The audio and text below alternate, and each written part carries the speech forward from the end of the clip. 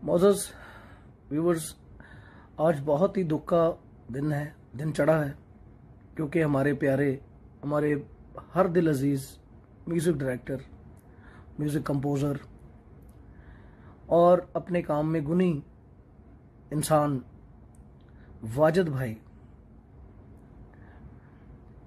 हम में नहीं रहे।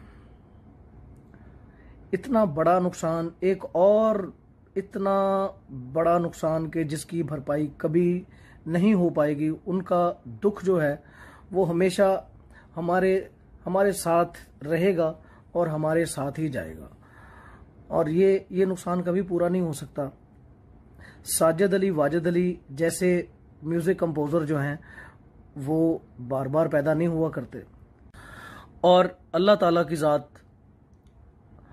अल्लाह तबारक ताला उन्हें जन्नत में आला मकाम अता फरमाए, और उनके जो लवाहकीन हैं उनको सब्र अता फरमाए।